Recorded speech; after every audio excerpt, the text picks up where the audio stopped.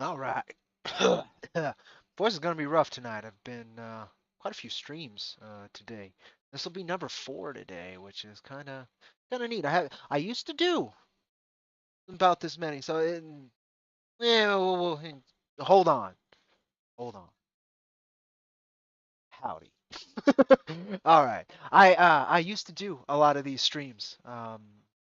Especially when I started out, I would hit every opportunity that came up. And a wonderful thing. And folks, this is a rambling stream. Nobody has to listen. But if it's your bag and you're interested, please, as always, say howdy. Welcome, Arno, again. Oh man, love you, brother. Thank you so much for stopping in. Um, but yeah, so this is number 4 today.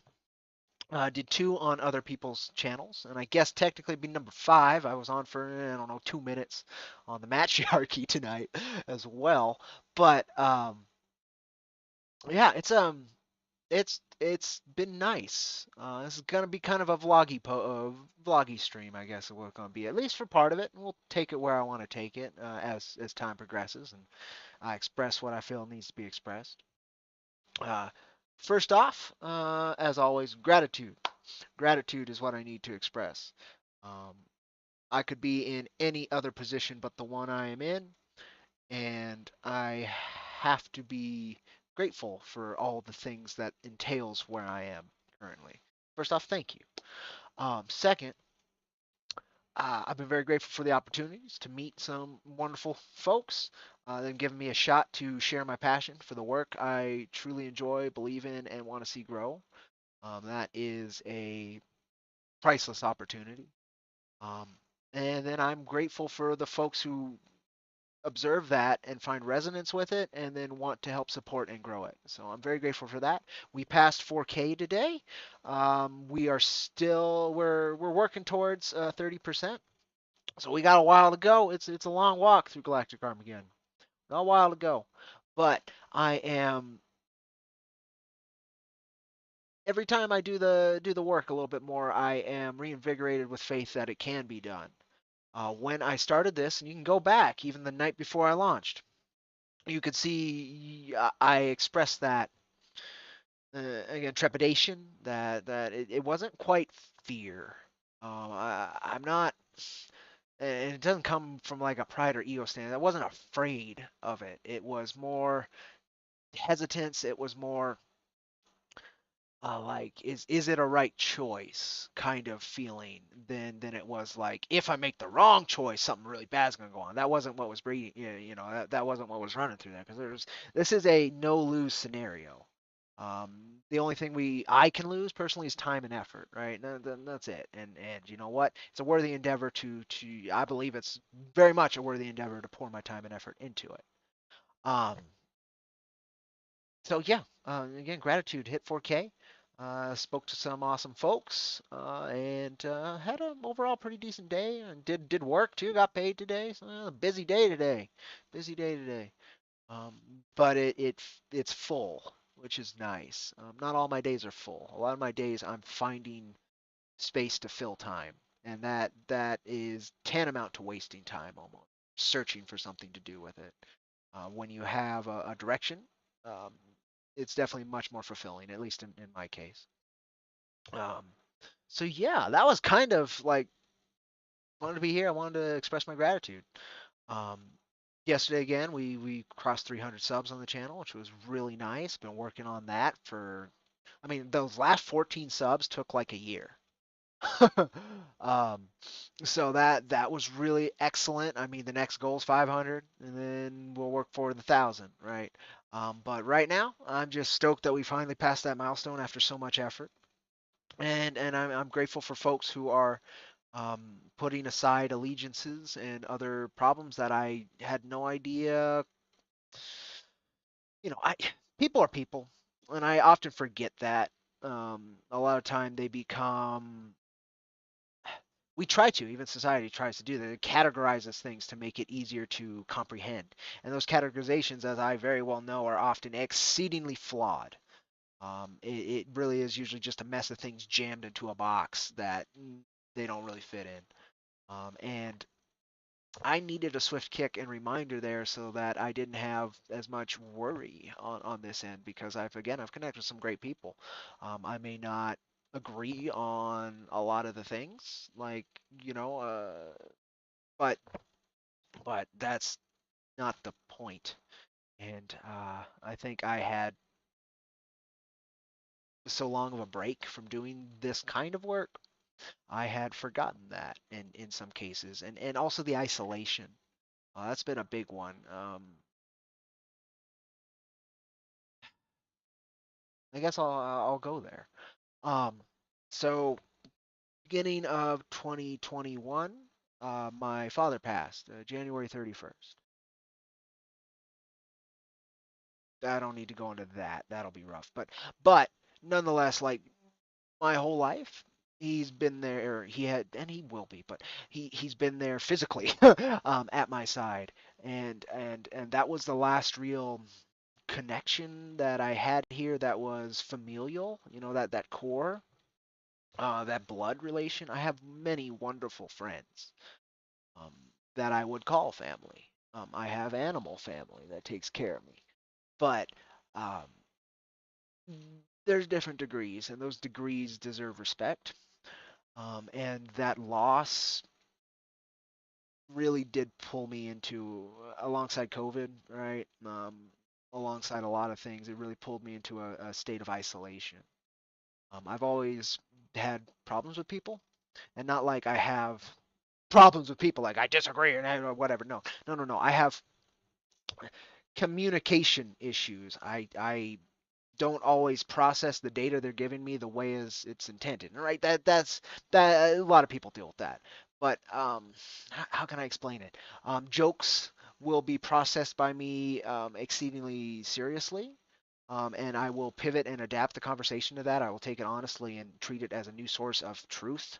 And I mean, that's caused many interesting situations. Um, and I don't think isolation has helped that. I've got wonderful coworkers, thank goodness. I work at a gig that is very fulfilling to my heart. It's been hurting lately. I'm watching. We have a pup there named Mia right now. She's 11-year-old, like lab, white lab. A lot of her body's getting old. All those physical problems, but she's still got that beautiful puppy soul. She's so happy there. Her mama been in the hospital. I think she's probably in hospice at this point for a good like nearly a year at this point. And I guess the person who was taking care of her before they brought her to us to kind of take care of her for a while didn't enjoy the privilege of taking care of such a wonderful critter. So it's been hard even leaving work because I know there's this wonderful soul there that needs attention and love in her what could be final days, and that resonates very strongly with me in a lot of different ways. It's been my experience again and again in this life, um, and it's I love this gig. I wouldn't have met that wonderful soul without it, right? But it's that kind of thing that like it continuously pushes me to isolate, and I've always had that inclination anyway. Only child, parents tended to fight pretty good, so I was left creating my own little space, um, and that was fine. And I found good friends along the way, right? But even within those friendships, I always feel, it's not unwanted, but I feel, yeah, I couldn't even explain it. But some people may know, and may be able to empathize with what I'm trying to express via words. That just it can't be done. Um, but it's the whole point of this. Why it's pouring out of me is it's really nice to connect with people again. And I've always tried to connect with people, but it's on a very like, and even on these, it's there's a performance to it. Um, we all do that, right? We all perform. Sometimes it's just to make the conversation easier. Sometimes it's to make ourselves feel better about how we're presenting it. Sometimes it's to make it feel better from to outside observers. There's a lot of reasons we do these performances. We wear these masks, as you're here as terms again and again, and it's been nice to return to one of those performances that I had forgotten I can do and that I really appreciate about myself. And for me, finding things I enjoy about me has always been kind of an issue. We're all our harshest critics, right? In my case, it can be, oh man, there's so many words I could use that if taken out of context is a little too much. I'm trying to figure out the word I want to use.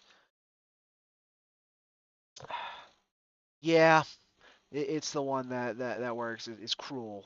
I'm very cruel to myself. A little bit above mean, a little less than violent. Cruel. And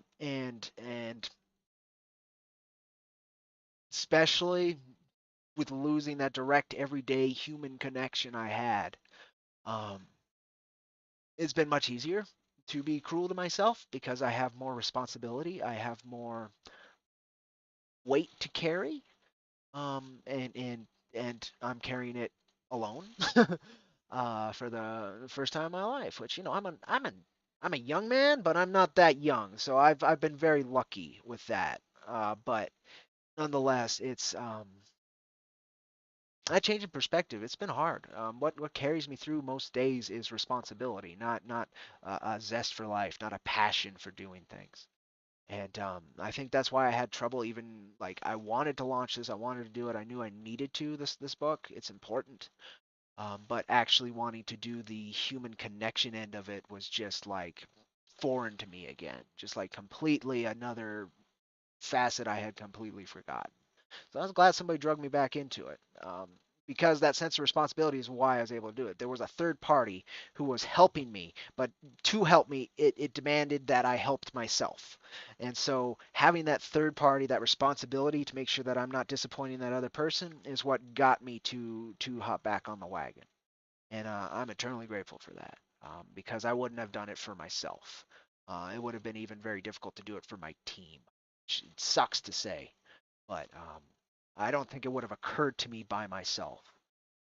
So again, gratitude, gratitude. I know it's not the funnest conversation we're having here.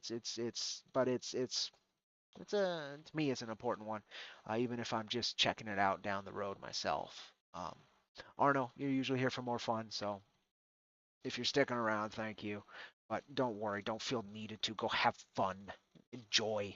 I'm just trying to express gratitude, a little bit of seriousness, and a little bit of my personal journey. Again, it's going to be kind of a vlog stream. Um, yeah, it covers a lot of these things and what I've been discovering the last few days. I mean, since Monday, I think is when I started it. I've done like, God, okay. Oh wow. Okay. Yeah, since Monday the 21st, I've done one, two, three, four, five, six, seven, eight, nine. So I've done nearly 10 if you count that one, and then of course my own personal streams aren't in there. So I've done nine streams, and that's been a crazy reminder of what it's like to do that, which I didn't do for issue number three really at all. Um, but I did like crazy for how we started this work. And it's interesting to me that this demand of myself, for this work is coming at the time we're starting a new arc in Jack. A new arc for him and how he's being told and worked on, and a new arc for me in a lot of ways. And if you read my books, there's a lot of weird stuff in the timing when they released and real world events that's always kind of nagged at the back of me, especially if you've listened to Grant Morrison's old Chaos and Anarchy speech for back in the day when he was talking about his occultist influences in his work. Um, but yeah, issue number three, like it It's going to stick with me for a long time. There's one particular panel that I knew I was writing, and I knew I needed to write it for the storytelling, and even saw print um, before the event occurred, but it then occurred.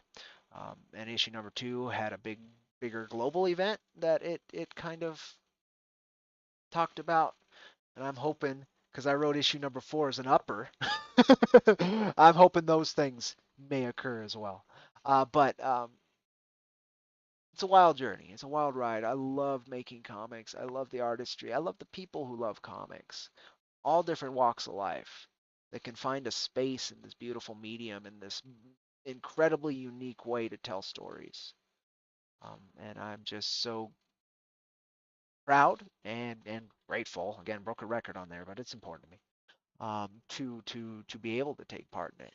And I'm hopeful that we will be able to continue to, and I'm hopeful that I won't have to do this again for issue number four. I'm gonna have to do it again for every issue, as far as I can tell. But I'm hopeful that we will fund this go. We've got what, 48 days left. 48 days left. Uh, about 9K to go. A little under 9K to go. This has been a slow burn campaign, which has been nice, but we are almost completely out of the big ticket items, so we're not going to see huge jumps from now till the finish of the campaign, except we have one surprise item coming up, but it needs to be done first, and it's the last bit of art we do for the book, so it might not occur before the campaign finishes, but I'm very hopeful it will, so that we can offer it. But we'll see where this journey takes us. Again, so far, I've been worried about going on every new live stream, but so far so good. Tomorrow will be Brink and Bruce Patnod. It's gonna be nice to talk to Bruce Patnod. Wonderful, wonderful talent. I would love to work with him in a professional capacity again. He did penciling for a pinup we released with issue number two, where Vincent Rush did inks and Josh Van Halteren did the coloring. It's a very cool pinup. It's a slight Resident Evil homage pinup. It's very cool. Just out of practice and out of just enjoying the character. He's a good dude. He's an older fella, and he's been working in art, his whole life. And I love those kind of talents. So it'll be fun to really reconnect with him. And then Dave Brink, I believe they are Dutch, so it's going to be interesting to connect to an international creator on this go tomorrow. So check those out. The Dave Brink one is in at 12 p.m. MST, so Mountain Standard Time, which is also basically standard Central Time. So be there if you're interested in me. Talk to another new character and see if I can keep the enthusiasm and the enjoyment up and front, up and forward. I've been able to so far. So again, it's nice to be proud of myself on something again. Um, and Man, again, I'm really looking forward to the Bruce Patton talk. It's been a while, and we've talked a few times. Wonderful cat, wonderful cat. Thank you, Black Maggot, coming in. Looking forward to number four. So am I, friend. New art. So there should be new art during the campaign. I am just not sure exactly when it's coming in. Maxie will do this thing where he'll tell me I'm working on new pages, and then either the next day or like a week later I'll get a wave of something. Usually it's a finished page because he just goes at it and he's never been wrong about it. Um, but we'll see. So I'm hoping next week we should actually have some new art to show off to backers in particular. I really want to keep them in the loop on that level. Um, but otherwise, new art. I do have a piece that's getting colored right now that is basically the teaser pick for a short story I had previously published through Ashcan Publishing. That'll be republished in the back of issue number four. It's Famine Inc. themed, so it's the right time to republish that through IronVerse Comics. And I wanted to do a new piece of art as kind of a cover introduction piece to it, and really excited about that because it's a vibe that we don't always do at IronVerse, but is very much a part of it. Um, so there's a new piece of art. Um, we're gonna do something cool with the actual short story page as well. We'll see what we can get together. Um, Otherwise, we try to do about two new animations a month. We just got in the back this one. No, no, no. Well, that's good stuff too. Check that out if you haven't. But no, this without the Please Stand By and the IronVerse Comics logo, of course. But we just got this one in. That was the second one for February. So we'll be doing that again. A couple more panels, get those moving. Integrate them where I can. All that good stuff. So that's some of the new art we're getting consistently, right?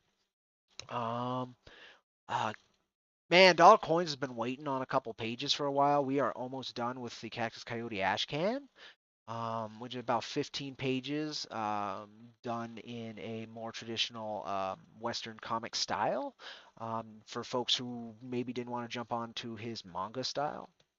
Though a lot of people did check that out. So uh, Cactus Coyote is a very, very cool, very complete project in terms of writing. Like it's 20 arcs are pretty much completely scripted by now, but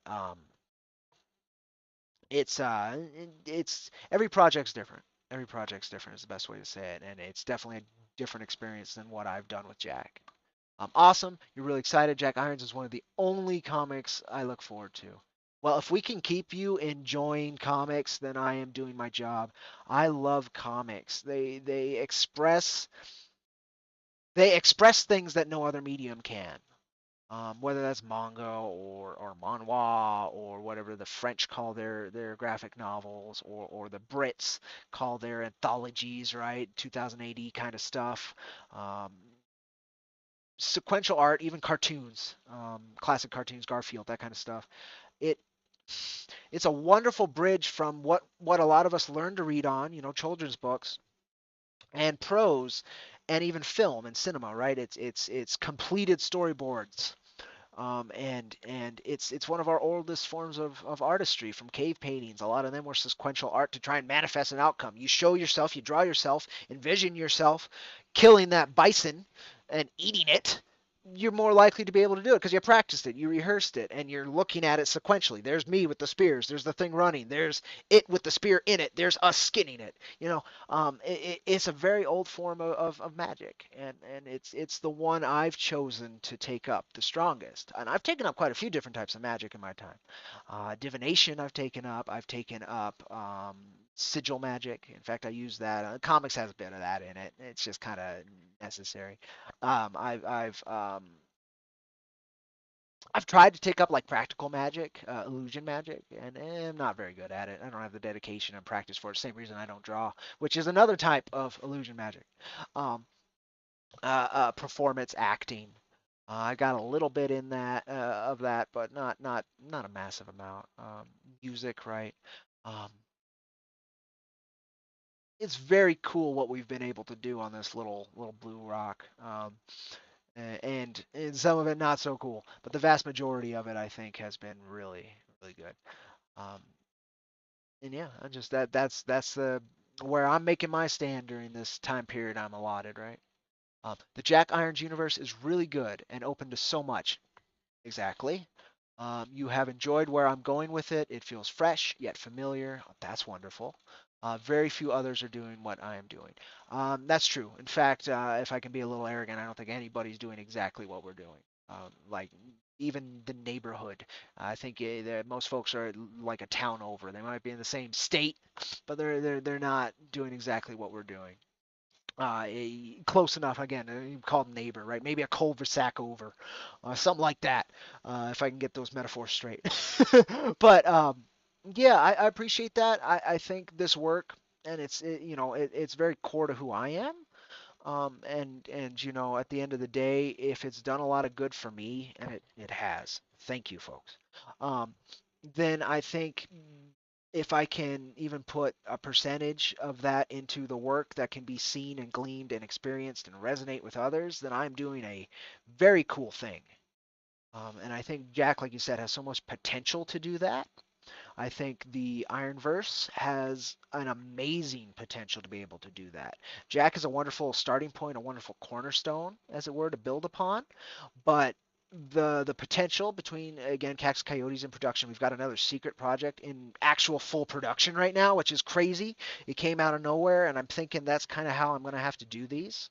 How we're going to have to grow the Ironverse, because that's how it's grown. Like when I tried to structure it with these other characters that I had in mind, that I've written scripts for, all of that, none of them have came to pass.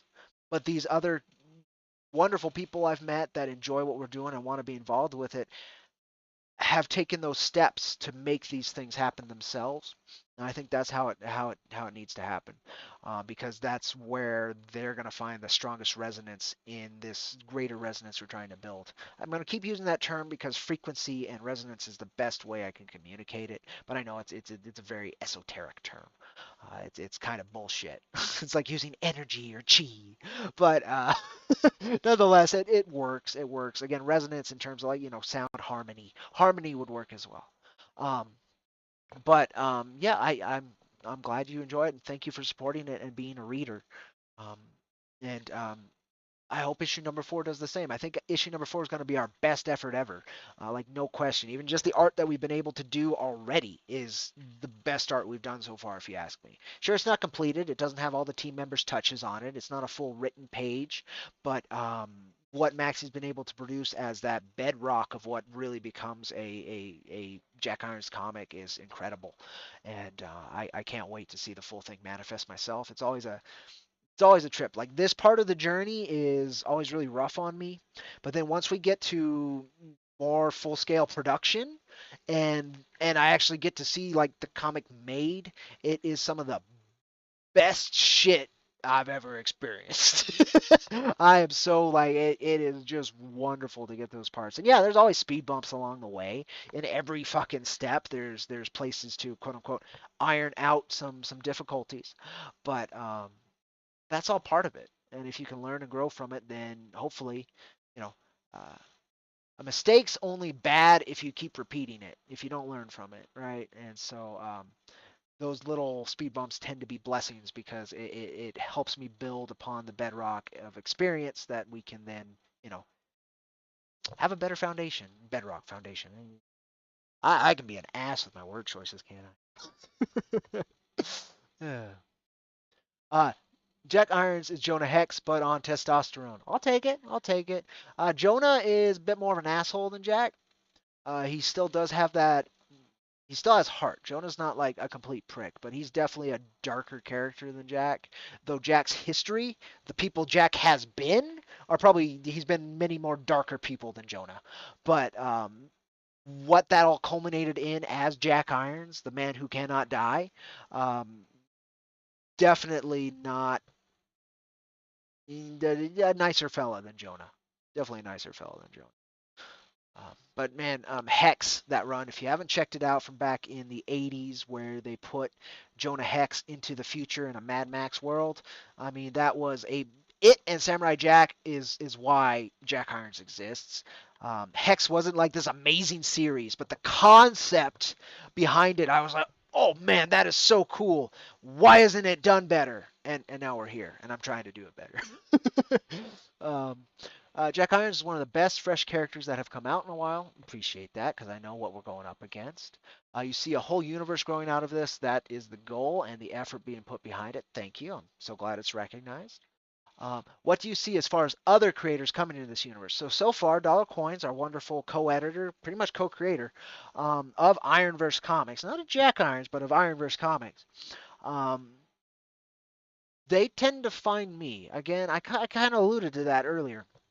Um, when I originally planned this out, I wanted to do like a heavy metal Justice League in a post-apocalyptic future. That was kind of what I was doing. So I had my Wolverine kind of like character in Jack Irons. I had a character called the Golden Monk, and I still do. Stephen Hugh, the Golden Monk. Those scripts, I have issue number 1 written, and I have an 8-page introductory issue kind of short thing that I love. I love both of them. I really want that to manifest at some point, but um, I don't know. I just haven't put the energy towards that. Interesting. I'm gonna have to rethink on that, because I think it can be done. Um, we have Lady Silverado, um, War's Sword. We have Cax Coyote, of course, and he found me and made that. And then he ended up building the cosmos that IronVerse Comics exists in. Like I built a world and I built a idea, like a thought form in the Four Horsemen. But Dollar Coins, he took that and he built a breathing cosmos around it. And then we just bounce back to make sure that the foundations are secure and that it doesn't bleed into what either of us are trying to do. Then we now have a third creator with his own book um, that I teased the first opening panel because um, it is getting created right now. Um, that he just kind of he's like, what space can I work in over here? And I was like, well, here's a good timeline. Does that work for you? And then he's like, yeah, perfect. I can do something in that. And what he's done with it has been really intriguing. Um, Unlike Dollar Coins, he hasn't spent years with me working on this, right? So I don't know exactly where he's taking this character, but the character that's been built is really cool, and it fits perfectly into what we're doing and perfectly into the timeline of IronVerse that he chose. Um, it's very cool. It's very cool. So there's a lot of really cool stuff on the line. The Four Horsemen are endless potential. We built a galaxy of potential stories. Not only a galaxy, but a space-time continuum of potential with Jack Irons. That was the big thing that he opened up because he shows that our reality that we're building in there is non-linear. It reaches far into the past. It reaches far into the future.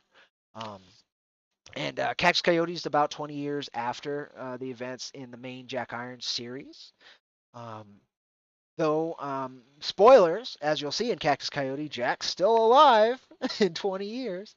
Um, so I'm really excited for once we reach the part where we bridge those series. That's like the big goal. Is when those timelines meet up. Uh, but man, there's so much. There's so much, and I'm so happy about it. It's exactly what I wanted it to be when I imagined it when I was young. Just the flavor it actually needed to be, and not the limits of my imagination at the time. And it's far exceeded the limits of those and that inexperienced imagination. Let me see. Do you have some other characters in the works to expand the universe? Yeah, okay, I answered that. The concept of cut content saddens me, especially for games. A lot of them are just awesome and well-crafted characters and creatures. Yeah, but there's always sacrifices to the cutting room floor. I try not to within the script, which means it doesn't tend to happen in my work, but it does happen, and it can really need to happen in some cases. Arno, you like that vibe. Love Jonah Hex, and so do I. And you also see John Galt and Rogue Trooper. Oh, well, that's very wonderful.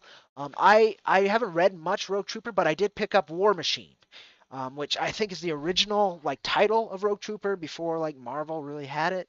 It's this thing right here. Fucking $2 because Heavy Metal overprints and undersells. It bugs me. Heavy Metal can do better. God damn it. And now they're just like, oh, NFTs, we're going to lean into that because that's comics.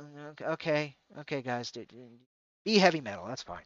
But man, this hardcover of Rogue Trooper, fucking extraordinary. It's a short story, but it's commentary on war and fucking society on the war machine is incredible. I was blown away by that. And now I didn't read that when I was making Jack Irons, but the creator was coming at it like a way I am approaching a lot of the storytelling in Jack Irons, where it is a caricature of reality and a vision of how the author sees like these atrocities and these horrors.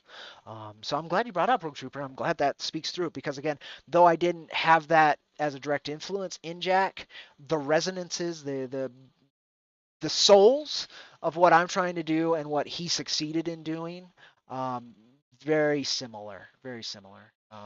At least in one that particular like industrial warfare bit. And again, that's the only Rogue Trooper I've read, so I can't speak to it like as its ongoing form, and just that.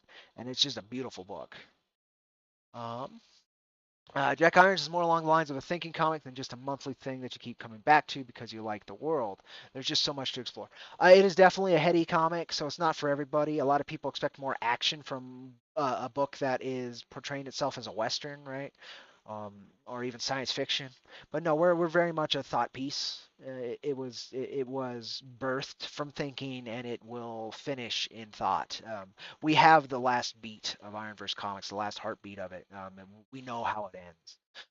as a universe, but we're hoping it's going to be a very long time before we get there. Have you thought of connecting with John Dursema's Hexer? No, because I don't know that. If you could inform me on that, please do. I don't. I definitely did not pronounce that last name right either.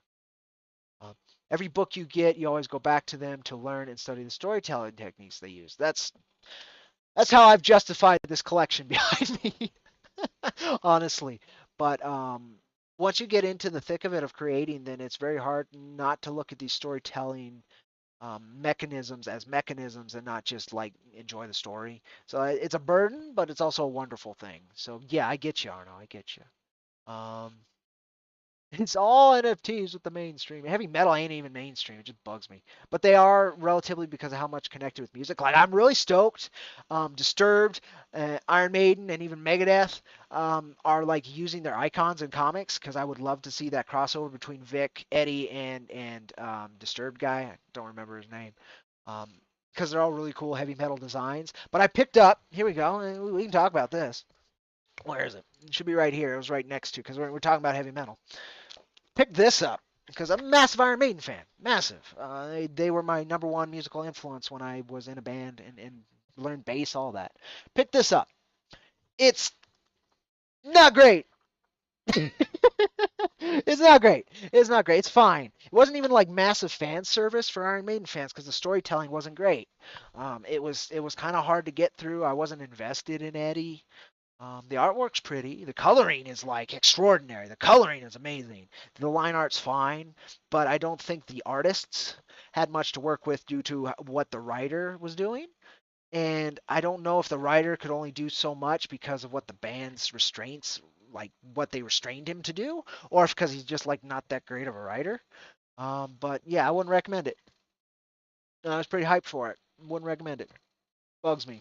And then Megadeth released one, and I never heard anything about it because they only released it with their album anthology. So it was like $500, and I just wanted the book. I have all their music already, man. So that bugged me. So I haven't read that one. I can't say if that's any good. If Dave actually had like a lot of involvement with it, like I think Dave would love Jack Irons. What he writes about in his music, particularly these days, what I'm writing about. Again, the war machine, that concept. Um, but and I don't know what this third book's like. I think they just released the first issue or something, maybe this month, last month, something like that. Haven't paid attention to it. But I was like, well, they're doing something. I know all these bands are getting into comics because they think it's an easy cash grab. It's not easy, and it's certainly not a cash grab.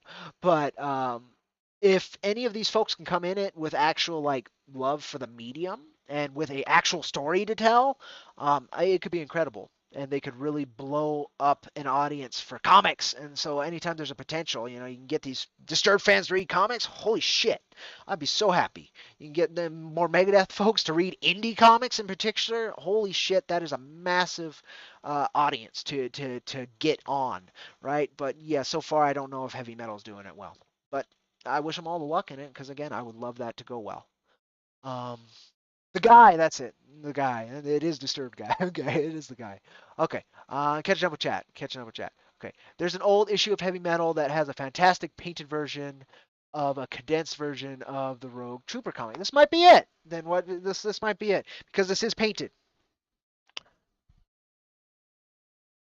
or like colored pencils maybe. I might be wrong. No, it could be watercolors. I mean, it is a gorgeously hideous comic. Um, I gotta read it again. It's fucking vomit in the most beautiful way. Like it's the horrors of war. So good, so good. Glad you brought that up. I forgot about that book a little bit. Um, but yeah, it might be what you're talking about. The sci-fi western genre is a good place to explore. And it's window dressing for us, right? If you look into our work, it's a post-apocalyptic science fiction fantasy western. It's a lot of genre mixing.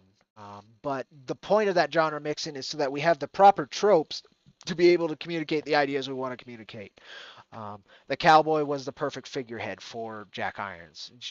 The Americana and the symbolism behind the cowboy, that weight, that the gravitas that that idea brings, it needed to be there to communicate what I'm trying to communicate. Just like the science fiction oppression needed to be there, the horror, needed to be there. The fantasy, the spirituality, the mysticism needed to be there. So I think you get what I'm going at there. Um, Arno says, I remember seeing Todd McFarlane, yes, of all people, discussing getting into NFTs. For that, I question why the hell he would want to do such. He literally is the most successful comic creator. He's doing very well, but at a certain level, you are consistently geared to get more, for one, and that digital space is like marketed as a gold mine. I think it's more to normalize digital property ownership. So once they take away regular property ownership, they have something else to point you towards, the whole metaverse thing. But that's my thinking. It's probably not. I hope it's not true. I hope it's just like a Beanie Baby kind of situation. But it's a gold rush. Like, and anybody can be susceptible to that. And like NFTs aren't evil by nature. It's just a tool that could become very dark if it's used how I kind of think it will be used. Um, but we'll see. We'll see. I could see it making a lot of money on NFTs. I've seen a lot of artists make a lot of money on NFTs. I've seen a lot of poor artists that are very skilled make money on NFTs and then like be well off, and that is wonderful, right? I'm all for that. But yeah, it's a tough one. It's a tough one. I don't support it in particular because the marketplaces are hives of scum and villainy. Uh, they not only is it filled with like rich folks buying and selling each other's NFTs to raise the prices, right? It's also it's the biggest part is it incentivizes theft, and it has very few channels to actually find that your art's been stolen, and then they make you jump through some pretty insidious hoops to actually get the thing pulled off of their blockchain. And until that situation is solved, I cannot be on board with NFTs in any form. Besides where I believe that they're kind of insidious in what they're going to be worked towards, I can't guarantee that yet, so I haven't made that judgment. But I can make the judgment that like you folks, you fuckers, are incentivizing art theft. Fuck you. Like at that level, I can't deal with it. And toy manufacturing, man, yeah, McFarlane Toys, incredible. Um, you don't know what Duersema is going to do with Hex or Dust. Haven't heard of it. It was really good, and you don't know what the plans are for later. That's too bad. I might have to look into that. The only other, and I don't know if you're bringing it up because it's kind of a sci-fi western or something, but the only thing that's kind of taken the tropes and presented it in a decent way that I've read is East of West. Jonathan Hickman, Frank Martin on colors, and it's JD. His initials are JD. Oh, it's gonna be Dragoda. Dragoda. At least I remember his last name. Wonderful artistry. Hickman's just very political, and not in the ways of like he's trying to force politics into people, but like what he likes to discuss are interpersonal politics. Like most of his writing that I've experienced is those dynamics and how they affect the greater world. Like that's a great thing to do. It's a good thing to be good at, but it's like it's not my flavor of storytelling. I like more folk tale symbolism kind of stuff than direct. This guy is leader of this nation interacting with this thing, but this guy's gonna backstab him, and the guy who's gonna backstab him is actually having a baby with his wife, kind of stuff. Like that's not the kind of writing that interests me, but I know it interests a lot of people. So I do recommend East of West, but it's not my bag. It's not what I'm doing with similar tropes. Um, Disturbs the guy is such an awesome character. I love the design as well. And you were excited for the comic when they were writing for the comic they were writing for him. Yeah, that should be out, isn't it? Or is it out? Maybe it's out this month. I think it was being advertised for March. So yeah, check that out from Heavy Metal. Again, I like support those creative teams. It can't be easy working for a band. Um, you're also a big Iron Maiden fan. Here you go. Not sure what their latest album is about. Same with Megadeth. So Megadeth, the last couple I caught, I know he was on contract to produce a certain amount, so he's been kind of just trying to pump them out, so they have less soul to him. But he has kept to the core of like fuck the establishment. So that's why I'm always with Megadeth stuff. He's gotten a bit more like right wing political in the last few albums. So if that's not your bag, um, and I say right wing political, but it's more towards the libertarian anarchy kind of flavor of right wing politics than like neoconservatives. But nonetheless, that's there, so it's going to turn off a lot of listeners. I just know it. But there's some very cool songs. I recommend "Dance in the Rain" off of Super Collider. Um, uh, there's a couple songs off of Dystopian. I can't remember the titles of them, but I did enjoy Dystopia as well. Um, as for Maiden, I tried Senjutsu or whatever it's called, their latest album, and it's since they lost like a producer and they've been producing themselves, they've definitely gotten quote unquote more progressive rock. And like I'm all for that. I'm a massive Rush fan. I fucking adore Rush.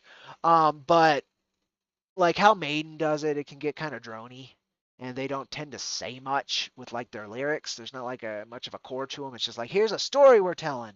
And like performance wise, if you go and watch a Maiden concert, you watch Bruce doing his stuff, you watch the guys do their thing. Those long songs make sense, but listening to them on an album, um, like I enjoyed Life. It's not Life After Death, is it? No, no, no. The one where Eddie's on a tank. Um, the song "Reincarnation of Benjamin Brigg" is off of it. "Brighter Than a Thousand Suns," "Out of the Darkness." There's a lot of really cool songs on that album. Like that was the last modern Maiden album I really enjoyed. The "Final Frontier," which was supposed to be their last album, was not that great. And then they did "Book of Souls," which I think people liked, and I didn't like that one too much. And this new one I didn't care for too much. It kind of sucks, but I'm glad the guys are still out there performing, kicking ass, flying their jumbo jet, all that fun stuff. Bruce beat throat cancer and he's still out doing his thing, hopping around on stage, and fucking 60 and change. Incredible. I still really respect the guys, but yeah, musically they haven't really put out anything really good for a long time. Anything new really good for a long time. You don't know much about NFTs, that's fine. But you're not interested with your own art, well, that's fine. And of course, I always advocate using every tool in your kit to figure out what works for you, and that could be a tool in your kit. Again, I'm not against them as much as I'm against the marketplaces. But there will be a time that I'm likely going to have to be against NFTs themselves, but we'll see how that road gets walked. Late night with Fernandez. Yes, stolen, Eliza Barr, stolen, and I am grateful that you so far have not sued me for it. I needed a title, and I just wanted to chat about things that were like important, and I was like, that'll work. That'll work. You found it. It's one of your favorites in heavy metal. Then that's what it is. All right. Lol, late night. For me, it is. It is 11 o'clock now. You like that you go back to Western sci-fi genre? Yes, your version is fresh and informed by looking at older comics and extending that into what is going on now. Keep fighting. I will. It's my goal. It's my purpose. Thank you so much for supporting that, enjoying what we're doing, and it's really nice to hear that it does resonate with others because it's hard work, but somebody's got to do it. Much prefer that leaning. Gotcha. Maiden's your go-to. I guess things happen as one ages. I don't like the new one as much. Yeah, I get you. I get you. Oh, here we go. Elizbar with something. Okay, let me see. Let me see. Dinosaur Axe should be put out to pasture before they ruin their. Oh, okay, okay, okay. Career like Pink Floyd did, putting out an album after Division Bell, which ended with the perfect song to end a career on. Yeah, a lot of them, man. They want to eat and they want to pay for their expensive girlfriends and wives, and they want to pay for their expensive stuff. And at that point, it's no longer like creative output that matters, but the business. And so you feel that. You feel that. But I get you. Dinosaur Axe should gracefully bow out. I mean, Rolling Stones have been at it for fucking ever. We literally have a living link to the origin of rock and roll, at least part of it, right? That shouldn't be in 2020. I'm sorry. I love I love what those guys have done and have sponsored, but yeah, it's a little nuts that that's a thing. No one could ever have written a better song to end a career on than High Hopes. It's literally the perfect last song for the last album. Yeah, I could see that being a poor decision. I'm gonna have to go back and listen to that Elias Bar. I've listened to a good chunk of Floyd, but not as like a Floyd listener, right? I come across tracks, and if that is a thing, I need to listen to it um, because that is a very difficult thing to do. And the fact that maybe it was intended even as that, and then they're like, nope, we need more money. Yeah, that sucks. That sucks. And yeah, they should have probably been put out to pasture at that point, or just tour, right? Like say we're done recording albums, but we're still gonna do a tour here and there. We're still gonna play our hits, right? That's fine. But yeah, when you're trying to make that album money as well. But that's what the record companies want, right? That's where the record company makes the money. They don't make the money off the tour. Um, and that's the eternal fight of that dynamic, which honestly, I think I'm glad I dodged that bullet. That was my original like artistic input, is I wanted to be in a band. I wanted to travel the world. I wanted to do that creative output. You know, it looks very glamorous. Maybe do well, but over time, I'm glad the path I chose. I'm very glad on that path. I'm happy to be here. What even is a new Rolling Stones song? Right, right. I can't. I couldn't even tell you. I couldn't even tell you. But the fact that there's still at least two of them, I think three of them, are still up and kicking is incredible. I think they just lost their like longest time drummer last year. It was, I think. But man, Keith Richards like pre-mummified himself, so I think he'll be around for a while. And you know what? It's cool. He's gonna be around for a while. But again, it's 2022, and we probably shouldn't have like reached back to like the 40s and 50s on that level. But it's cool we do. It's cool we do. I'm not wishing any problems there. It's just it's a bit of odd magic. I'll call it. It's a bit of odd magic. Uh, but let me see. Let me see. 100 messages today. We did do two streams today, so it's counting both those streams. But thank you, folks, for joining. Um, it was an interesting stream. Was it this morning? Man, they're all blending together. I did two more. I did four today, counting this one. And I showed up on a fifth for a couple minutes to ask a question. Almost did a sixth, but I ran out of time and had to go to town before I could hop on. It was a queued kind of stream for shilling, and I just didn't get early enough to get on. Um, but I do get to talk to that chat, the same cat who was running that shill stream next week. So no harm, no foul. Um, well, let me see here. Let me see here. Pink Floyd's next album, The Endless River, it takes a lyric from High Hopes for its title. Okay, and Division Bell is also a lyric from High Hopes. Like they knew how good this. Oh wow. Yeah, that's an interesting choice. That's an interesting choice. Huh. What are some other projects you are interested in? In doing or in supporting? Clarify that, and I have answers for either. Um, that was the only good Arno. That was the only really good Guns N' Roses album. They really like hit their peak right away, and then like everything else was downhill, in my opinion. Love Guns N' Roses, but like everything was downhill from that. I think they knew it, and that's why they did so much drugs and just kind of wrecked their career and their interpersonal relationships and wrecked Guns N' Roses. Because they're like, this is an excellent album. Now what? And it took like God, what was it like almost 15 years for Chinese democracy, and it was fine. It was fine, but eh, nothing beats. Oh, I can't even remember the title. Their origin album. At the time, it was the last album recorded analog. What are some creators you want to work with? So I've been asked this question before, and last time I answered it, and I answered it in a weird way. I answered it with like folks I know that I want to work with that people might not know themselves. Um, and it was on a channel where like the guy might have even known some people, and it was a poor decision on my behalf that I just kind of blanked on. I was like, these are the people I want to work with. I just don't have the funds to, because the people I know, people I can work with, right? So there's a couple ways to take that. Um, People I would love to work with. I would love to bring it full circle and work with Clayton Crane. His art is why I got into comics. It would be wonderful to do anything with him in my career. It would be just massively like that, closing that loop would be incredible. I don't know if he does comics anymore though, sadly. I know he still does art, but and he doesn't have a social media presence, but I don't know if he does comics anymore. Um, Oh, Gorn Parlov, I'd love to work with. I don't know if we'd have a patter, but I love his art. And again, Punisher, and his work on the Punisher in a lot of cases with Ennis, uh, extremely resonant with me. Gosh, in a way, and I don't think it would ever like occur. Sam Keith, I would love to work with him, just see what he would do. But he's another guy who's beaten down by the industry, so that's another one that. Those like big names that kind of come to mind. We go smaller names and creators I know.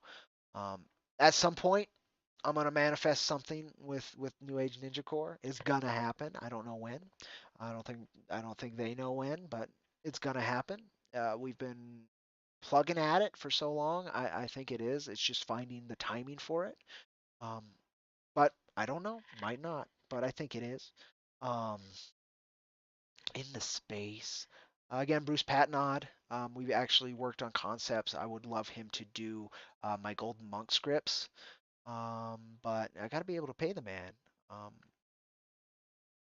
so that would be one I would love to, because I want to do Stephen Hugh the Golden Monk. I want to get that out. It's the Eastern tale to Jack's Western tale, and it's just as integral to the core of IronVerse Comics as Jack's Western side is. Um, Love to do something with Vincent Rush as well, our letterer. We've been trying to make that tracker short for a long time. It was a stretch goal in issue number 3. I still want to make that happen. He has that wonderful 90s comics kind of style to him that would just work great for the concept of Tracker Top Predator, where he's just hunting giant monsters. The first monster is a giant cybernetic, like dragon-sized Gila monster with bat wings. I think that's really cool. I really want to see him draw that and see him draw Tracker killing it. Um, there's 8 pages, really brisk. There's no dialogue or narration. There's just a couple caption boxes so that you know where he is. But otherwise, he's a hunter. It's a silent endeavor. And I really want to do a comic like that too. So I'd love to do that, right? Um, there's a lot of projects like I would love to do with people I know, but I want to be able to pay them well for it. That's why our campaign goal is so high. I don't work with people um, I don't ask for work I can't like provide the energy to manifest for. Like you don't do that. Nothing good comes of that.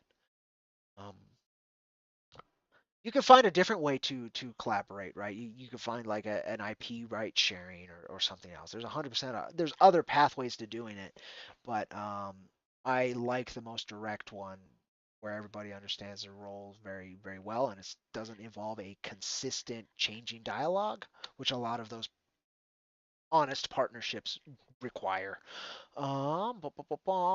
Let me see. Let me see. Um, in supporting or doing, you're interested in both. Supporting. So there's a couple campaigns running right now. I'll shout out. Draw and Talks Girl with the Mega Fists.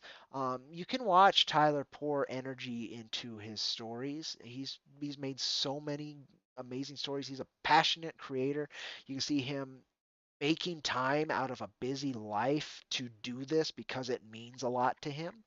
And the stories he chooses to tell, I think are really cool. I'm really excited for Girl with the Mega Fist. And I read Chefs and like the humor and pacing and all of it. Like I looked at the art and I was like, but people really like this guy. And you know what? I think I like him too. So I guess I'll read it. And I read it and wonderful.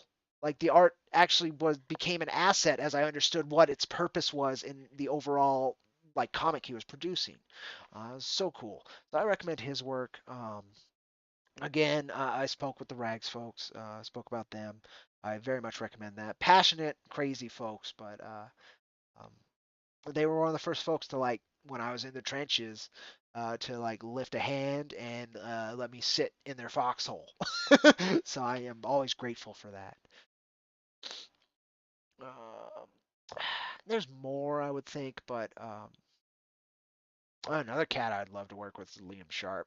He's a cool cat. Like I like conversing with that guy. I love his passion for his work. Um, keep an eye out for God, what was it? Camelot 2000 or so. God, what is it? Camelot, but I don't remember what like the sci-fi part of it. It's really cool.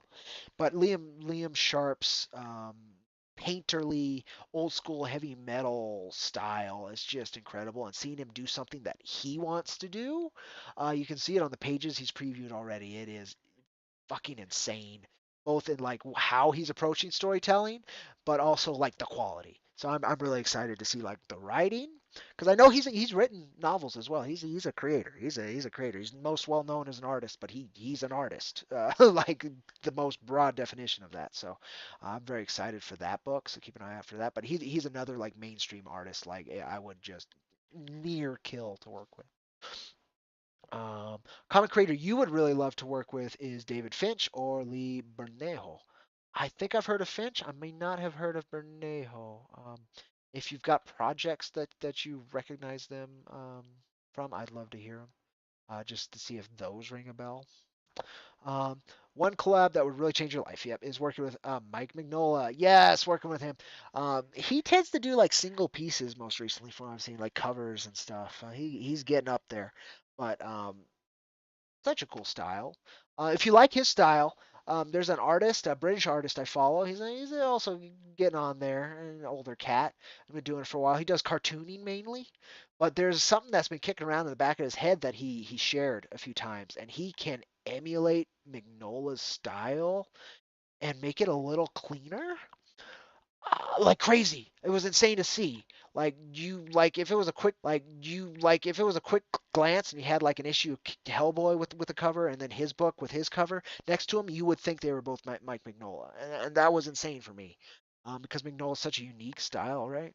Um, Very cool. I recommend checking him out. OG the artist. I think it might even be OG the artist on Twitter if you're on there. Totally follow him. He's a clever cat. He puts out basically a daily cartoon strip, and they're always pretty entertaining and witty.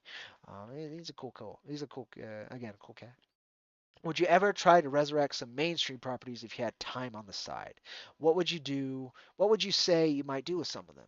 So I tried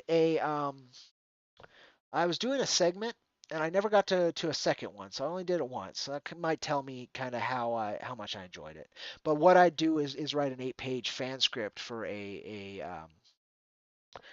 comic property that is voted on by my community. Um, and to be fair, the only one I ever did was the one I chose for myself, which was Superman. I wanted to see if I could do that because it's a very stock standard. Like, if you can write Superman, you can write most superheroes, in my opinion. If you can nail that, then you can find a lot of the cores in other heroes as well, because he can be tough to find a core and express it correctly. I think I did that in 8 pages. It wouldn't be like the best Superman short ever created or anything. It's fine, but I think I did that. But like, I wouldn't want to do a full Superman comic. I wouldn't want to do a full Batman comic. The one that was voted on by the community that was to be number two was Jonah Hex, and part of my fear in jumping into it and what hasn't let it happen is because I'm so afraid of getting the dialect, the the the dialogue correct with his proper Southern accent. Um, so my original idea to push that aside is like just write the dialogue and then you can go in and add the Southern to it. You can add the accent to it. You can add the furs and the ums. But yeah, I just never got to it. I think it was a little too intimidating, maybe. I would love to do a Punisher one shot, just see what I feel like I could do with it. Um, Ghost Rider is to my core. I would love to approach that, but modern Ghost Rider is kind of a mess, so I don't know exactly what I'd do with it. Um, but if given like a limited series or something like the series that brought me into comics, Road to Damnation, um, I'd probably do something cool. I'd probably do something cool. One of the first comic scripts I wrote was a massive Universal Marvel crossover, and like the opening scene of that, I love.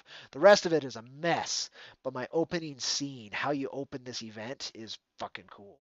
I don't really want to spoil it because I'm gonna keep it in the back burner in case I ever get the chance. But like it was really a really cool opening scene for a Universal crossover. But the Again, the rest of the script was a mess. I had not read many comics at that time. So my characterizations on some characters were just god awful. Like power sets were incorrect, all kinds of stupidity. One day I might share that. I might share that because people might get a chuckle out of it. But man, that opening scene, I remember really liking it. It's a great like. It is a great setup. It is a really cool setup. um, Arno Lopez. Okay, so you're talking. Black Mag's talking to Arno.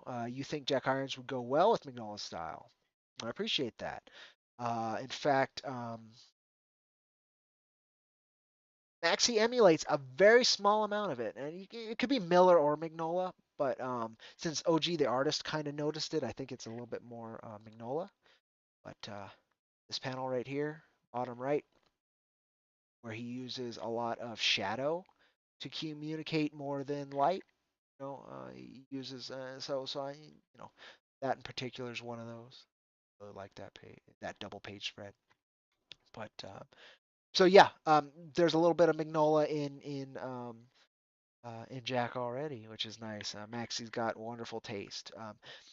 He's got a little Daniel Warren Johnson, which I think is just coincidence because I think he was mainly emulating James Herron.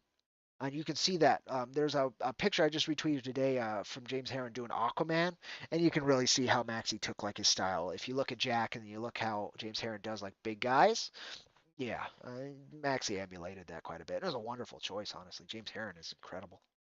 Um, uh, Mr. Fernandez, what do you think? Oh, I'd love that. Absolutely, I'd love that. But we're lucky we got a little bit in it already, quote unquote.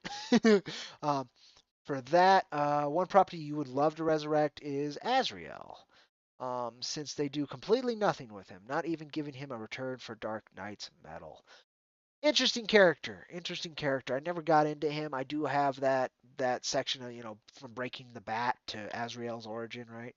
I have that.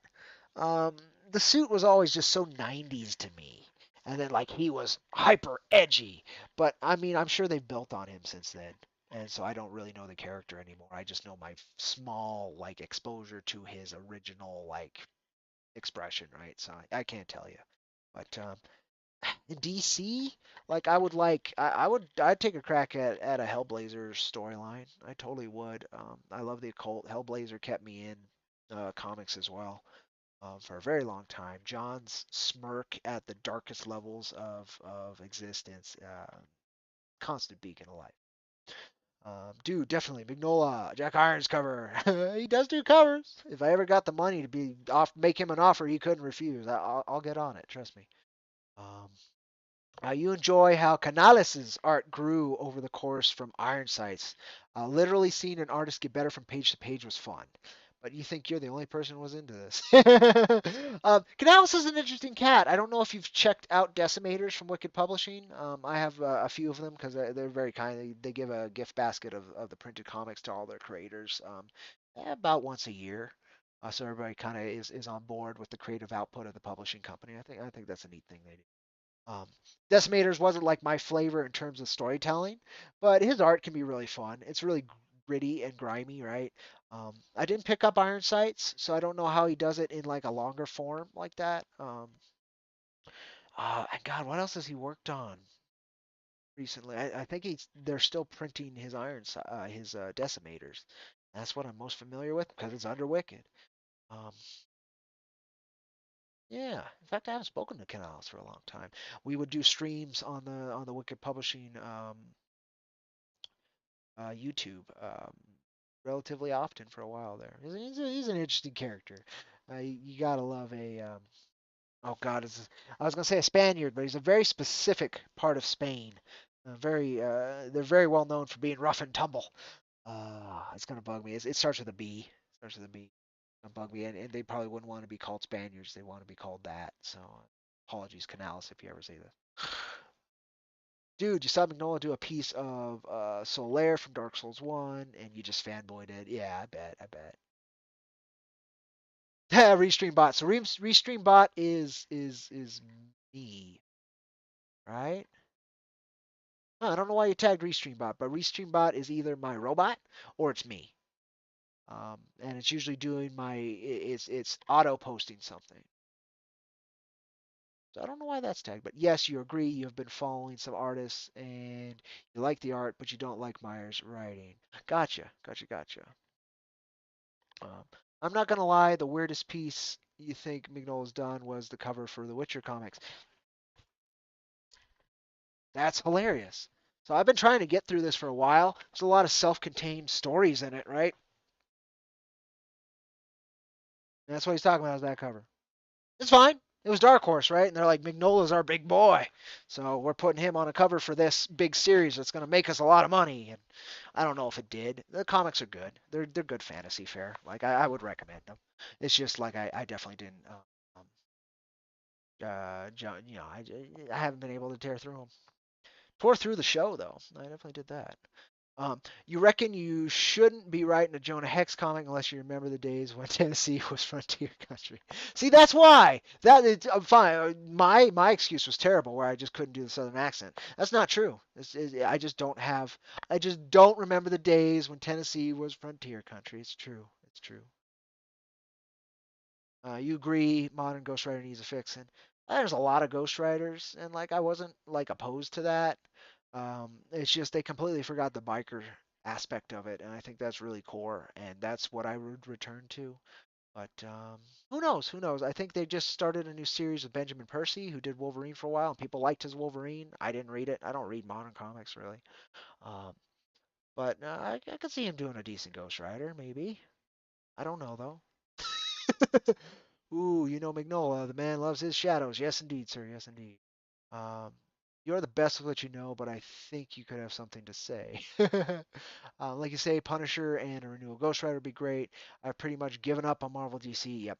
A revival could get comics going again. Always make Jack your main concern. Yeah, Jack's the story I have to tell, and there's so much to tell there. Like, if I have the ability to tell it all, it's going to take it all from me. And that's what I want. So yeah, and very unlikely, but I would, there's time for lots of things, even when there's not much time. You loved Azrael's design on Batman Arkham Knight. I have that. I never played through it. So I played Arkham Asylum. I played Arkham City. And then Arkham Origins came out. I didn't get it for a long time, and I've like installed it on my PC a couple times and just never really got into it. And then like I have Arkham Knight, I never got to it. Now, if you're talking about the game, I don't know if there probably is actually a comic storyline called there. I wouldn't be surprised, and if so, well, I thought of the video games because I didn't know there was a comic, but there might be a comic. In which case, I'm sure the design's cool. If it's in the game, I'm sure the design's cool. Ebi Canales did Abductables. Thank you. Yes, with Michael Derrick. Yes, yes, yes. Comedy, comedy action. You enjoyed the first volume of. Right on. I'm glad. It looked fun. It looked fun. I mean, the idea is just an angry dude turning the tables on a bunch of bullshit aliens trying to anal probe him, right? Like, that's a fun concept. That's got to be a fun comic. For DC, you would have planned Elseworld story for a novel using Bane and creating a world around him using the old Spanish luchador arts as inspiration. You titled it Backbreaker. Nice, nice. Fans, no harm with fan scripts. Um, honestly, you haven't looked at anything Magnola has made in this century. Ooh, yep, and thought it was good. Ooh, that's even rougher. Like I thought you not looking at it was rough, but like you did look at it and you thought it was bad. That's worse. That's worse. I mean I don't blame you. I don't blame you. Oh man, Ghost Rider into the Riderverse, make it happen. Man, they did that a little bit. So when they and I read it. It was when they finally brought Johnny Blaze back into the main bit, and then they brought Danny in, and they tried to really like post period. God, do I even have? It's after this run. So I have the run before they started that arc where it's like an angel who's trying to take over the role of God. It's after this run right here. But this run's fun too. It's not amazing. Daniel Way is the writer's name, right? Daniel Way. Yeah, Daniel Way. This run here, um, which had World War Hulk. That cover's a classic. I love that cover. I love that cover too. Some good Ghost Rider. There's some fucking amazing Ghost Rider covers, folks. So cool. Again, got me. Ghost Rider got me into comics. I was like, you can do that? But yeah, and it was after, so it's kind of when they were trying to reboot Spirit of Vengeance, but it wasn't Spirit of Vengeance, because this is Spirit of Vengeance, Midnight Suns. I still got to get through this. I have it collected and I have it in the single issues, but all my single issues are bagged because they all came with a piece of a poster. So I haven't been able to read it till I got that, and then I just never started it. I gotta return to Ghost Rider again. It's one of the cores I gotta return to. But yeah, a Riderverse would be great. In that run that I'm talking about, that was a reboot. They were showing Ghost Riders through time, and that was kind of part of it. And you had like a mammoth Ghost Rider who had like a sitting on a flaming mammoth. He was a caveman Ghost Rider. And then you had like a sci-fi Ghost Rider, and you had a few different like versions. It could be fun. Um, Black Maggot says you like Jack Irons for many reasons. One of them is that you have control. Yes, Mike. Yes, yes.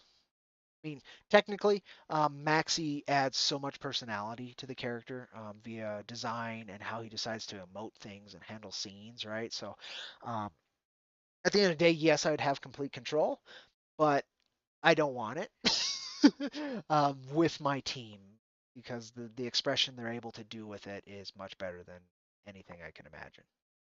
Um, Personally think Arkham Origins is underrated. Interesting. Yeah, again, I've started it, but I didn't like. I wasn't in the grind mindset on that one, so I didn't continue it. You never knew Arkham Knight had a comic? You were just talking about the game. Okay, so we were on the same wavelength. I was like, I'm sure that's got to be like a comic as well, right? And I'm pretty sure it should be. If it's not, cool. But good, we were on the same wavelength. Mignola fan, you took no offense. That's all right. Good. You want to know eventually about Jack's past. There are a lot of stories there. That was one of the points, right? I wanted to make an American folk hero. My hope would be down the line, like people can be telling any kind of Jack Irons story, just Jack Irons, and then it's just a different life that they tell in some past timeline. Like that's 100% why part of the character's like conceptual design. Like it's a representation. He is a representation of the human experience being absorbed by an individual and being part of that individual, which we all fucking experience these days. Like I have a problem with a lot of the segmentation that is being kind of enforced on humanity by our power structures. Gas in the books. I don't need to tell you folks. Just read the word. But yeah, that's the core, one of the cores of Jack, and how I created him. The giant spider Ghost Rider from Savage Avengers was great. There was a giant spider Ghost Rider. Oh, that sounds fun. That sounds fun. Um, I know Savage Avengers actually lasted a lot longer than I expected, which is kind of neat. Um, Throwing Conan into the Marvel Universe was always going to be a gamble, so I had no idea like how that would pan out. And then they were like, oh, we'll put Punisher in there, and we'll put all these. And I have no idea how that panned out. I think you were following that. I think I read or I watched one of your reviews of one of the final issues, and I watched it when you were doing like some of the first issues, and you weren't sure at the beginning, and then at the end you're like, well, this went one issue too many. Like there's a lot of this stuff that didn't need to happen, but it's not bad that it happened. It was something like that. Um, but the concept was interesting, and then the term Savage Adventures is kind of a neat title for a book. Um, Trent Kano, I'm not gonna pronounce Kaniuga. Oh God, okay, well I tried. Run on Marvel Knights Ghost Rider looked weird, but you liked the story. Interesting. I'm not aware of that. I'm not aware of that run. Ghost Rider could definitely fit in with, yeah, but yeah, his biker cultures should be core to both characters unless you're doing a different Ghost Rider, right? Um, it was a great ride with 3 or 4 missteps. So that's good to hear. That's not bad for like what they did 30 issues, something like that. Really cool for a weird concept. You wanted more Conan and Punisher killing dinosaurs in the Savage. That sounds epic. That is a good thing to want more of, and I'm sad they didn't deliver that now. Now I'm just gonna be disappointed that there wasn't more of Frank and Conan killing dinosaurs in the Savage. That sounds so good. That sounds so good.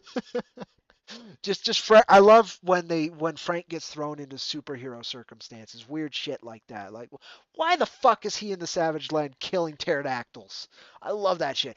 Same reason like I love the concept of when he crossed over with Archie, right? It's just it's taking a very distinct character and pulling them completely out of the world that they usually exist in, and then dropping them in a more contemporary one, and then watching the most successful serial killer in the history of superheroes do his thing. It's just great, just great.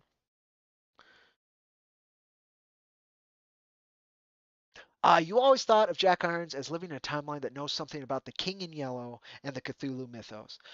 If you took that Lovecraftian idea of these greater beings lurking beyond the surfaces of reality, all that kind of stuff, that's what our horsemen are. They're very much Lovecraftian kind of thought form, god villains breaking into reality. So yeah, that vibe's totally there. Those specific characters, no. Uh, we deal with the Four Horsemen, but those mechanics are very much like that's the vibe. That's what he's dealing with is those kind of else extra dimensional. I've called them demons on occasion because they're a dark energy, but they're not quite demons.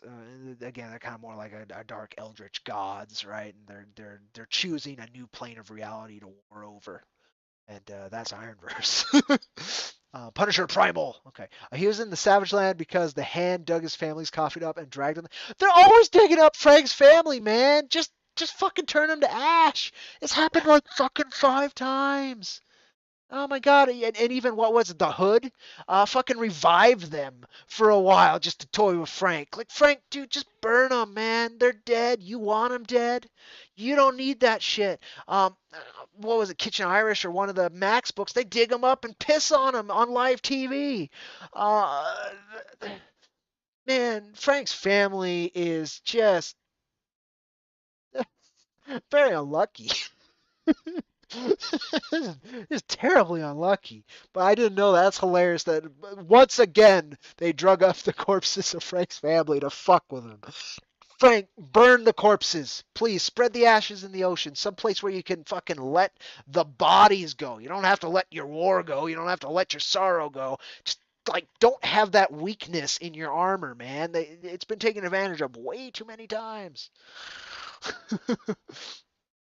So, in retaliation, Frank performed melee combat against ninjas using a claymore mine, front towards enemy. That he knows that he knows that very well. Hand to hand combat with it. That is so. That sounds fun. That sounds fun. I might have to pick that up. I bet they'll collect that in a couple trades if they haven't already. I should pick that up. This sounds like a fun series. And it's right up my alley.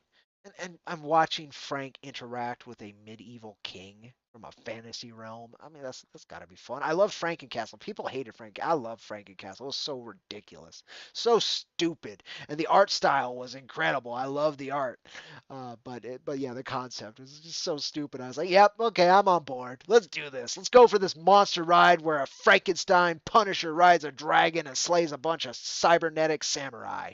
I'm all over this. So yeah, that sounds like Savage Avengers kind of has that vibe with Frank too. So I'd like to see that. I'd like to see that. Bum, bum, bum, bum. Jack Irons with dinosaurs or Lovecraftian things would be great, and what you have already done a little bit, right? Like I'm trying to imply it more than heavy-handed.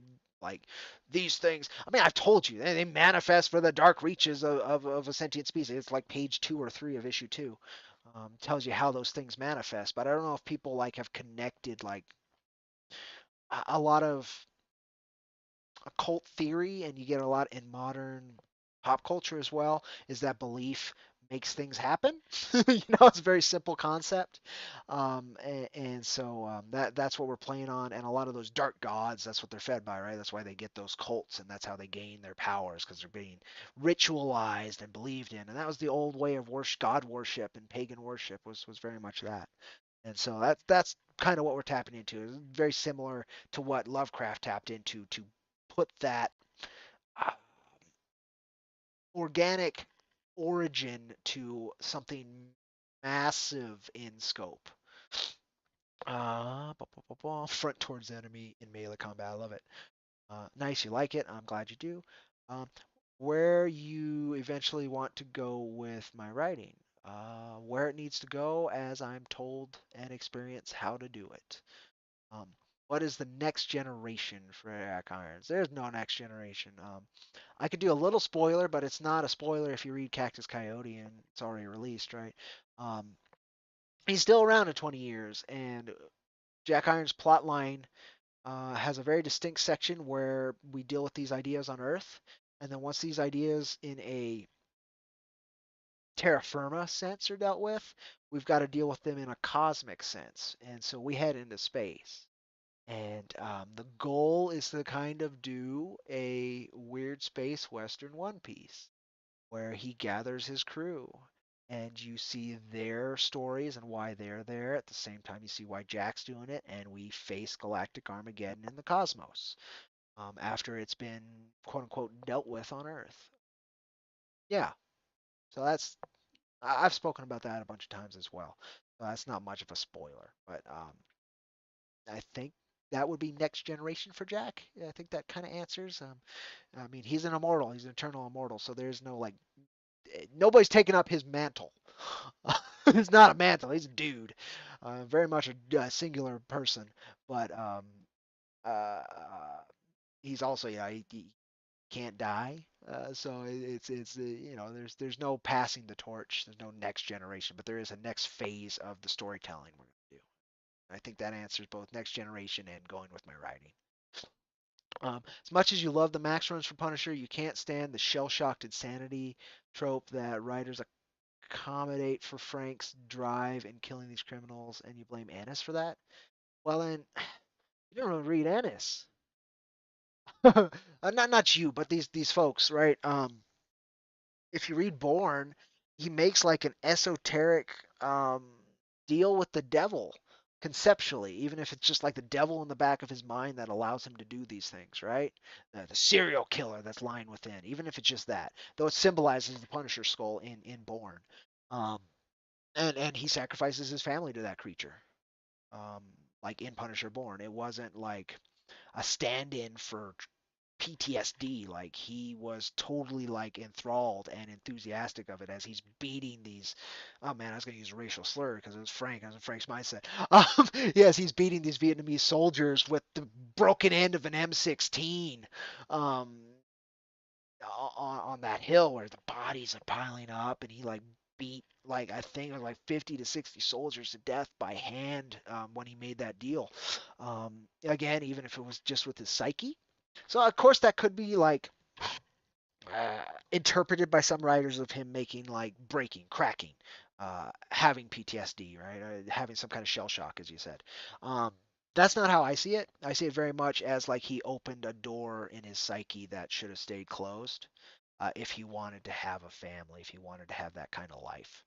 And then we just see the tragedy of that door staying open, and then given a purpose because he's a soldier, so he needed a mission, and that door was like, I need a mission, or else he would have just been a regular serial killer.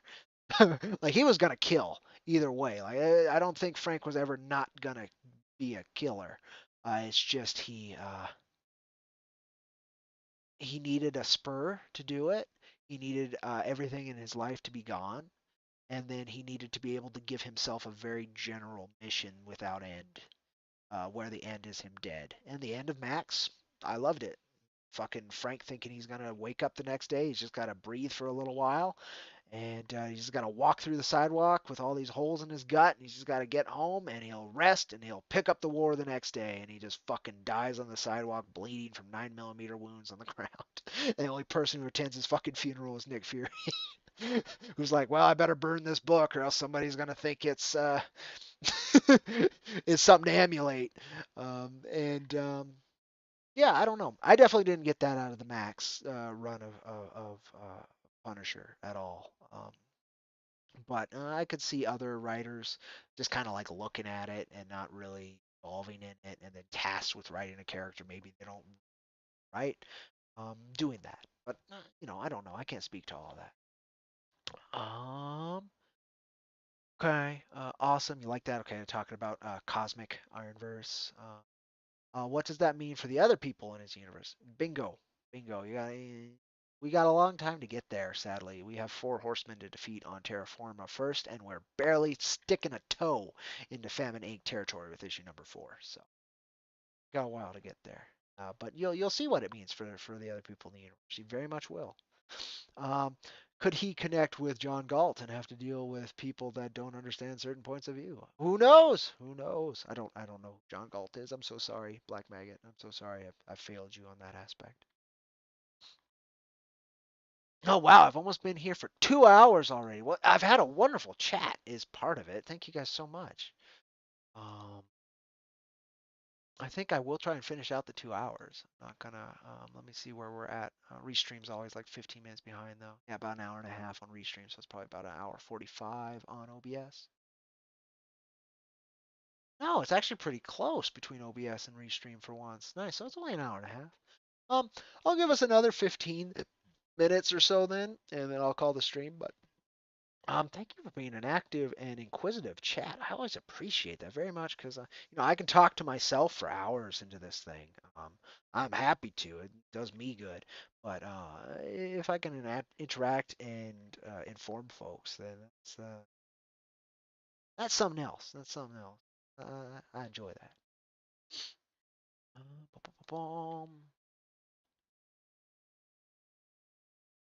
Man, I keep saying see less often, and like Twitter's like news, news. Like, dude, this is the fourth time today I put see less often. Stop showing me the news. If I want to see the news, I will go to it. Controlling propagandist fucks. Okay, okay. Just that, just that, just that, just that. Anything interesting? Probably not. Not that interesting. Ooh, interesting. Somebody asking who somebody's favorite indie comics cover artists are. Always those kind of questions are good. Very bitchin'. Sylvia. What is her name? Common Victory. Cosplay. Very neat to see that. The Japanese Common America fan base is a trip. I can see why they appreciate them so much because they're a really cool fan base. Let's see. Just some cool art from Pro Steampunk. He does uh, junk sculptures, and he just does incredible work with the scrap metal. Yeah, okay, nothing like super super neat that I need to jump on. Um, how different might other cultures react to being thrust into our outside Earth transition? Um, so Cactus Coyote establishes, and we kind of established in history, right? Issue number 2, the talk with the shaman. And there's a lot of world building. Like issue number 2 was pretty much all world building, and that's why if Eliza Barr is still in chat, uh, it got that comment of being like an RPG source book, because it very much was. I can't argue against that. But the shaman talks about how the Anu Confederation, the I try to explain in issue number 2 how the horsemen manifest. And that, again, is when a critical mass of a certain expression, certain dark expression, happens on a planet. It's usually one. Like a world war that is very violent and gruesome will manifest war, and then he'll take over the planet over time, right? They don't have time for famine to manifest. And death isn't everywhere. Death's a unique of the four horsemen. Um, his mechanics are very different than his brothers. He's the eldest. But uh, um, a science culture that gets very tech advanced and kind of heads more towards dark experiments and genetic modifications and all that could manifest plague, right? And then I'll run rapid, and then plague owns that planet. And then once that planet is owned by one of the horsemen, they are able to communicate with their other manifestations in the cosmos. They become part of the greater whole, the greater plague, as Dark Coins coined them, the cosmic plague, the cosmic war, the cosmic famine. They become part of that. They become an extension of it. Uh, war manifests on a planet. He takes it over, and then he is then directly like part of the greater cosmic war and can act as part of that army of planets and systems that work to perpetuate war throughout the galaxy. And that's what the Anu Confederation, they were the first group of beings to get together and actually throw off the shackles of the horsemen and push them back and reclaim planets. And that's how they got their power. That's how they established, and that's why Earth is being saved, is because Earth invented protein Z, which can feed the Anu Confederation's armies forever. And so, as kind of a gesture, and as kind of a to see we're the good guys, even though they're very much space Nazis, um, they made Earth into at least a part of Earth into a little zoo to keep humanity alive as like a thank you and a science experiment, because Earth manifested was very unique, and it manifested all four, but primarily the three warring brothers, um, in relative sync. So they actually hit kind of a perpetual stalemate on Earth, and that's very rare. Usually, again, it's one horseman, or it'll manifest the others, but one horseman will conquer, and kill those other aspects, and then own that planet, and then move on to his cosmic self. Um, Earth, though, it was three who hit a balance and a stalemate, and then the Anu Confederation saw that.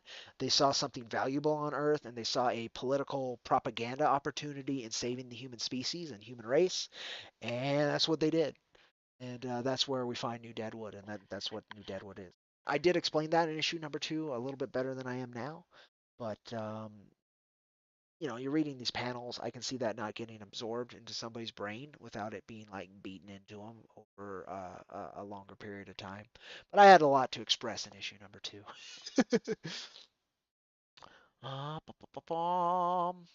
For Punisher, you always thought of a universe where Frank is seeing multiple branches and timeline of military positions, like for example, seeing him as a Spec Ops soldier to a medieval knight. That would be neat. Uh, um, Punisher medieval, yeah, that'd be cool. And like you put Punisher primal or something earlier. I get what you're going at. That's pretty neat. Or maybe being a ranger for the military in the 1700s. Yep, that's very neat. Um, I would have liked to see Marvel 1602 or whatever it is, but like Punisher 1602. That would be pretty cool. That'd be pretty cool. RPG sourcebook questions are good. Yes, you're looking forward to the next text. Talking into transhumanism. Um, Famine, yes, we're definitely stepping toes into the concept of transhumanism with opposing Famine Inc. and corporate structure. Yeah, look forward to that in issue number four. In fact, you've already seen one of the first of the four um, very much transhuman expressions of that. Everything to do with Famine Inc. ends up becoming that machine man amalgamation. Um, Absolutely none of that came through and stuck in my head in your RPG sourcebook release. It may have been there, but it fell right. Yep, exactly. And I don't blame you, Elizabeth. Right? How I presented it, it's very likely to do that. Like it's stuck in my head because I'm the creator. It's stuck in my team's head because they've dealt with it so much. But getting it to stick in a reader's head, I did not. I mean, that was my sophomore album, brother. Give me a break. I had to try something different, and I had a very direct goal with it. But maybe I didn't have the capability to do it the best I could. Still, even number three, the third work is it has rough patches, but I think it combines the best bits of the first and the second book and then cleans it up a bit. Um, yeah, I think it's a little bit better in that bit and has more attention catching scenes, things like that. I think issue four is gonna be night and day. I'm definitely taking a more direct adventure uh, uh, position to this arc. I think it'll work out very well. Well conceived, keep going. I see you have read 1984. Animal Farm, I've read like six times, and all of it was actually, in school, which I was very glad they did that. They really wanted to push, like, this is how this shit goes wrong to the kids. I was impressed with that. 1984, they didn't go that far. They're just like, here's Animal Farm, and it's written by George Orwell. But they were like, and then here's 1984. No, no, no. Fahrenheit 451 was another one, especially when any kind of book banning kind of talk was coming into schools and stuff. I think we watched the film of that. We never read it. Um, but yeah, it's a big one. The control of information, right? Ugh. The Giver. We read that as well. We read a lot of dystopian works. What's the one where like it might be The Giver? No, no, no, no. Bergerod, but it's like Benjamin Bergerod, Harry Bergerod, whatever. It's another weird dystopian short story. Um, uh, we're a hippie community up here, so there's a lot of anti-authoritarian thought, and so we got a good chunk of that in our teachings, and I'm very grateful for that. Just tell you that much. Um, you're only getting a break because I'm going to bed now. Well, that's fair, and sleep well, brother. Thank you for stopping by and chatting. I really appreciate it. Support always.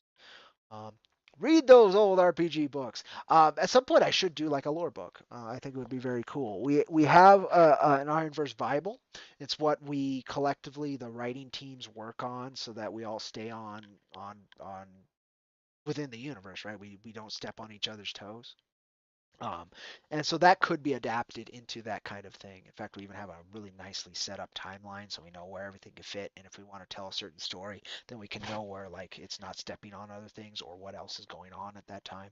I very much recommend like most creative endeavors that get big enough have some kind of Bible, some kind of guide. Fast, hard rules that you can't break, and the history and stuff that you can work okie of. Okie dokie, good night. Yes. World of Darkness and Gamma World will help. Ooh, that sounds interesting. I haven't heard of either of those. Coming in with some good stuff. Coming in with good stuff. 5 minutes, folks. 5 minutes, and then I'm gonna call it because I do need to sleep as well. I have two streams tomorrow. I'll probably be back here before those two streams though, and maybe in between them. I keep getting streams that have like 4 or 5 hours in between them. I'm like, fuck, I can't really do much. And I'll find something to do. And I do find something to do, but bugs me. I'd rather have them like closer together, just so I'm like in the roll, than roll break roll. So that's why I ended up here too, as I just came off of another live stream. Anything else neat? Again, we did pass 4K today. I'm very grateful for that. On Jack Irons, issue number 4. Gotta think of a good tagline. I think right now I have it. It's Jack Irons and the 4 sites of famine, because that clues into the story structure. I homage, stole from, borrowed. A lot of terms you could use. It's a very ancient tale. It is very much public domain. It is a religious tale from way back when. And then there's a little bit of Dante's Inferno in it too. Just a little bit. Just a touch for flavor. Seasoning. Dante's Inferno is the seasoning on top of the main story I took from. Um, and throw that in a dystopian, cybernetic hellscape. Yeah, that's issue number 4. I'm very stoked to see it come to fruition. Again, I'm making the comics I always wanted, and that's not something everybody can say. But if you are making comics, I hope you can say that. Any George Orwell and Ray Bradbury will help. Yes, that's for certain. Also, oh God, oh don't do this to me. The other side of the coin from George, but very much approached the same topics and came with similar conclusions, just from different perspectives. Oh, it's gonna bug me. Huxley, Aldous Huxley, his work as well. Um, very much recommend. In fact, I think I like Huxley a little bit better, though I think Orwell was a bit more hopeful. He's like, here's the problems, but I think I understand them. Where Huxley's like, there's a lot of problems. There's a lot of problems. But yeah, Huxley. Um, keep researching all of what you have heard. Exactly. And believe half of it. uh, all right, folks, I'm going to call it. The cat's sleeping, the dog's sleeping. I should be sleeping. I really appreciate your company. Thank you for joining me. It was a wonderful chat. Great things to talk about that kept me rolling. The time went by like that. And my throat's hurt from talking all day. So it's a good time to take a break. I'll catch you tomorrow. Again, if you're not following on Twitter, that's the best place to know where I am. If you want to join any kind of live stream, see my conversation, see what I do to market and how I interact with folks. Um, Also, notification automatically goes out when I go live here, so it's a great way to make sure you join me here if this is where you want to want to engage with our work. And thank you so much for your time, and I'll catch you on that Rusty Ironverse Comics trail, folks.